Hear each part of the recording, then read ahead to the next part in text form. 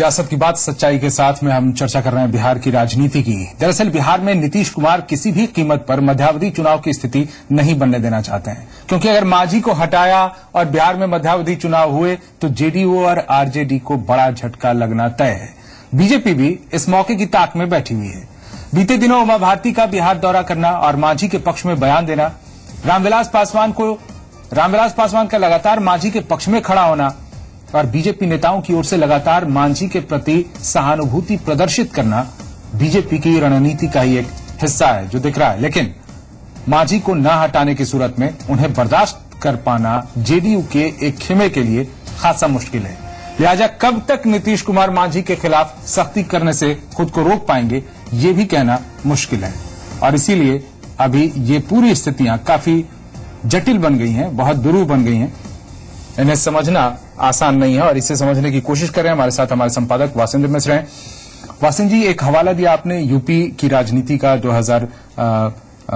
1995 के वक्त का जो टाइमिंग था, उस समय गेस्ट हाउस कांड जिसकी चर्चा आप कर रहे थे, वो चीजें किस तरीके से कड़ी दर कड़ी यहां पर आगे जुड़ती हुई दिख रही हैं पटना वाले एपिसोड में, क्योंकि यहां भी बीजेपी पूरी तरह से हवा देने में लगी हुई दिखती है। यहाँ बिल्कुल अजीत, यहाँ भी बीजेपी पीछे खड़ी है और दलित के रूप में, दलित मसीहा के रूप में जीतन राम मांझी आगे हैं। और यहाँ भी जीतन राम मांझी के घर के बाहर दो गुटों में हाथापाई देखने को मिल रही है, जो हम अपने दर्शकों को लगातार दिखा रहे हैं अपने टेलीविजन स्क्रीन पर जी। सबसे जो मजेदार बात है वो है कि बिहार विधानसभा का चुनाव जब हो तो उस समय बिहार का कार्यवाहक मुख्यमंत्री कौन रहे जी?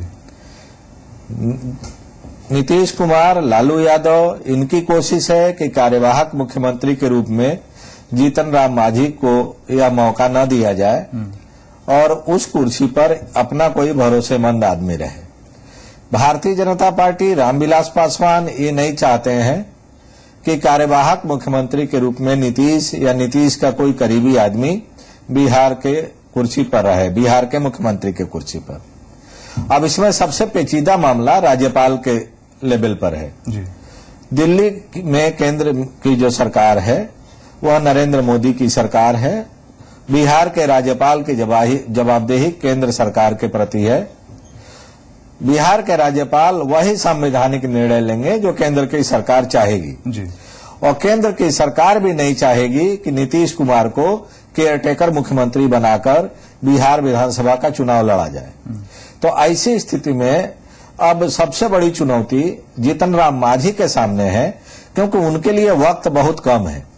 अगर वे आने वाले आज से लेकर कल तक में बिहार विधानसभा के डिसोल्यूशन रिकमेंड नहीं कर पाते हैं तो ऐसी स्थिति में नीतीश कुमार या शरद यादव को मौका मिलेगा विधायक दल की बैठक करके नए नेता के चुनाव करने का। और ऐसी स्थिति में जब एक बार विधायक दल की बैठक में नए नेता का चुनाव हो जाएगा तो राज्यपाल के सामने भी संवैधानिक मजबूरी होगी उस विधायक दल के रिकमेंडेशन को मानने की। तो इसलिए बिहार की पूरी राजनीति अब बहुत ही निर्णायक मोड़ पर पहुंच गई है और आने वाला 24 घंटा 48 घंटा बेहद क्रूशियल रहेगा नीतीश के लिए भी और जीतन राम मांझी के लिए भी जी। यानी आप कह रहे हैं वासिंद्र जी की जो परिस्थितियां बनी है राजनीति की अभी सेंटर में बीजेपी की जो पावर एक तरह से कहें बढ़ी है, उन सब को लेकर बिहार में एक ऐसा समीकरण तैयार हुआ है जिसमें ये उभार देखने को मिल रहा है जीतन राम मांझी का। नहीं, वरना जीतन राम मांझी को जिस तरीके से प्रोजेक्ट किया गया था उस समय तो ये स्थितियां थी जैसे ABCD XYZ, किसी को हम बना दें CM, उस तुर्रे में दिखाई दे रहे थे नीतीश कुमार। लेकिन वो राजनीतिक परिस्थितियों के कारण ये उल्टा दांव हो गया उनके ऊपर। बिल्कुल अजीत, राजनीति में कई बार बहुत सारे फैसले एक्सीडेंटली हो जाते हैं जी।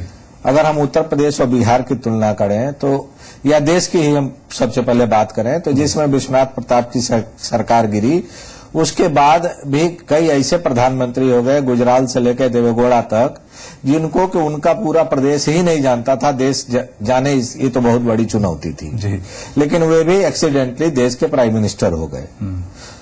मसलन चंद्रशेखर भी 4 महीना तक देश के प्रधानमंत्री हो गए थे, जबकि उनके पास महज 40 मेंबर पार्लियामेंट का समर्थन हासिल था जी। तो उसी तरह से बिहार में भी जीतन राम मांझी एक्सीडेंटली मुख्यमंत्री बने और अब फिर परिस्थितियों के ही चलते जी बीजेपी और रामविलास जैसे नेता नीतीश कुमार को राजनीति में नीचा दिखाने के लिए, जी नीतीश कुमार को बिहार की राजनीति से खत्म करने के लिए जीतन राम मांझी को आगे करके उनको राजनीतिक ताकत दे रहे हैं। जी ये महज इतिहास की हम कह सकते हैं कि एक्सीडेंटल जो है घटनाएं हैं जी और उन घटनाओं के चलते जीतन राम मांझी जैसे लोग मुख्यमंत्री तक की कुर्सी पर पहुंच जाते हैं। जी और वर्तमान जटिल परिस्थितियों में वो हवा पानी या कहें जो कुछ भी उन्हें आगे उभार देने में सहायक हो सकती हैं, वो चीजें अभी मिल रही हैं, मुहैया हो रही हैं राजनीतिक तौर पर, और इसीलिए राजनीतिक ड्रामा इतना ज्यादा बढ़ा हुआ है, राजनीतिक जो कवायद है वो इतनी तेज है बिहार की राजनीति में।